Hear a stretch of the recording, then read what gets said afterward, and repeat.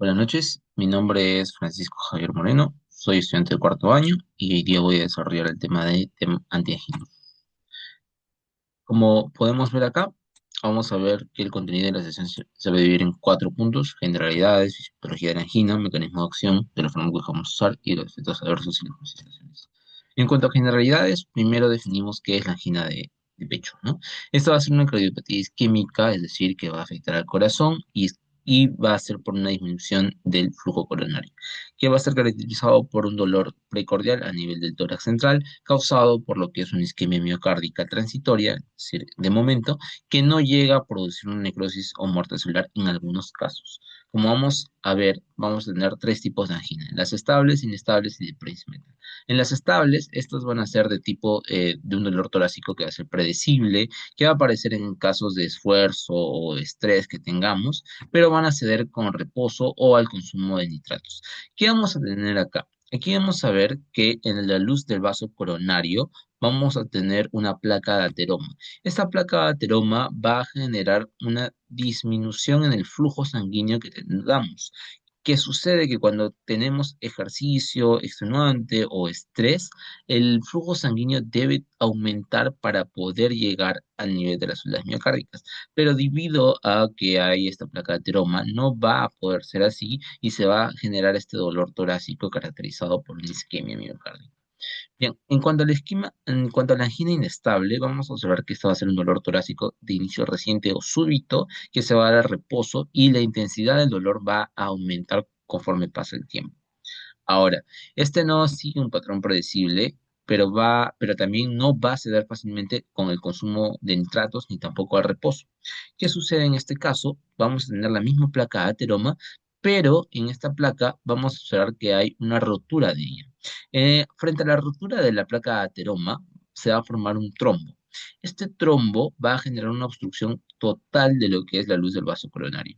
Cuando se genera esta obstrucción, va a generar una isquemia miocárdica mucho más rápida, por eso es de inicio súbito o reciente, ¿no? Y como sabemos, esto puede conllevar a lo que es un infarto de miocardio debido a una isquemia miocárdica que genera una necrosis celular de las células miocárdicas, ¿no? En cuanto a la angina de Prince-Metal o angina vasoespástica, vamos a ver que esto también es un dolor que va a ocurrir al reposo, pero en este caso se va a dar por un espasmo transitorio o una contracción del vaso de las arterias coronarias y no va a darse debido a la obstrucción como hemos visto anteriormente, ¿no? En este caso se puede observar aquí que la luz del vaso coronario se va a ver en realidad constreñido debido a que el músculo de las arterias coronarias se ha contraído, ¿verdad? Continuando con la fisiopatología, vamos a ver que iniciamos con la arteriosclerosis coronaria, debido a que se va a formar esta placa ateroma conforme pasa el tiempo. Con ello va a haber una disminución del flujo coronario que va a limitar el aumento del flujo sanguíneo durante el ejercicio o algún tipo de estrés que tengamos. Y luego va a darse lo que se conoce como el desequilibrio de oferta-demanda de oxígeno. ¿Qué pasa aquí? Es que las células miocárdicas van a necesitar mayor cantidad de oxígeno cuando se hace un ejercicio extenuante. Sin embargo, debido a esta placa de ateroma que vemos acá, esta oferta de oxígeno que puede darnos la circulación no se va a dar porque hay una obstrucción en el flujo sanguíneo. Entonces, aquí ya vamos a tener un mayor aumento de la demanda de oxígeno a nivel de las células miocárdicas, pero hay una disminución en la oferta que podamos obtener de la sangre oxigenada, ¿no? Entonces, para equilibrar esto, lo que se realiza a nivel farmacológico es actuar a nivel de la demanda de oxígeno. Vamos a tratar de disminuir la demanda de oxígeno para poder equilibrar la oferta con la demanda de oxígeno. Ahora, para hacer ello, debemos conocer que hay tres componentes que se encargan de la demanda de oxígeno miocárdica. El primero es la frecuencia cardíaca, luego la contractibilidad del miocardio y la tensión de la pared ventricular durante la sístole o la contracción ventricular. Entonces, los fármacos que vamos a tener acá son los nitratos, entre otros, los betaocluidores también. En cuanto a los nitratos, vamos a tener el nitroprusiato, la nitroglicerina y el isosorbide. ¿Estos cómo van a actuar? Van a actuar activando lo que es la enzima nililato ciclasa o guanilato ciclasa, lo que va a generar un aumento del GMP cíclico y primero va a generar una relajación del músculo lisovascular. Esto va a generar a nivel venoso que haya mayor capacitancia venosa, haya mayor almacenamiento de sangre, por lo cual disminuye la precarga. Ahora, También genera que haya una menor resistencia vascular periférica, por lo cual disminuye la poscarga o la dificultad que tiene el corazón para poder eyectar sangre.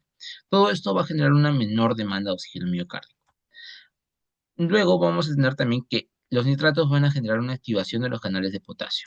Esta activación genera la hiperpolarización de la membrana, por lo cual hay una menor probabilidad de apertura de los canales de calcio. Entonces ya tenemos dos factores que hace los nitratos que nos pueden funcionar con la angina, ¿verdad? Ahora, los betabloqueadores que tenemos están el atenolol y el metoprolol, que usamos en este caso. Ellos van a bloquear los receptores beta 1, que son más afines a lo que es el corazón. Esto genera una disminución del AMP cíclico y lo que va a generar una disminución de la nitrotociclasa y por lo cual una menor fosforilación de los canales de calcio tipo lento, ¿no? Estos van a generar un efecto a nivel de la contractividad disminuyéndola y un efecto a nivel de la frecuencia cardíaca también disminuyéndola. En cuanto a lo que son los antagonistas de calcio, estos van a bloquear los canales de calcio tipo lento y ellos vamos a tener dos tipos, los de hidropiridinas o que en este caso como ejemplo tenemos al amlodipino y los de no hidropiridinas como el verapamil. En cuanto a los primeros, vemos que va a haber una disminución de la entrada de calcio a nivel del músculo liso. Entonces, cuando hay menor entrada de calcio, va a haber menor concentración de calcio intracelular, por lo cual se va a dejar de contraer el músculo liso y va a generar una vasodilatación arterial. Todo ello genera una menor resistencia vascular sistémica y esto genera una disminución en la demanda del oxígeno miocárdico.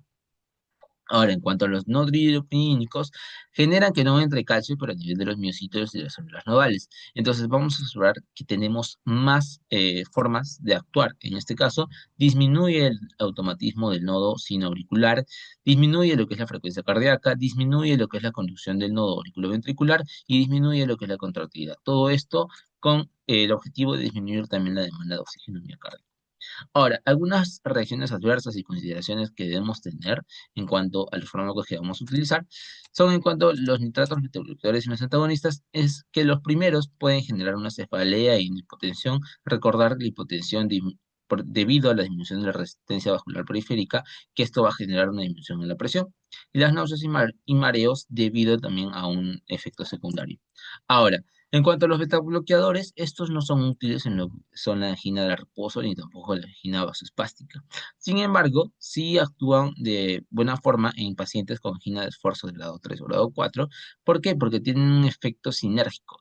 En cuanto a quiénes, a los nitratos. Entonces, también algo a considerar es que no se debe suspender bruscamente en pacientes con una insuficiencia coronaria grave. ¿Por qué? Porque esto va a generar un efecto como de abstinencia que se va a mostrar sintomatológicamente como una angina. Ahora, los antagonistas de calcio, estos van a ser los fármacos de elección en casos de profilaxis a largo plazo para angina de reposo, que habíamos visto que son dolores predecibles, y se pueden usar asociados también a nitratos y betabloqueadores por el efecto sinérgico. Eso sería todo por mi parte y gracias por la atención.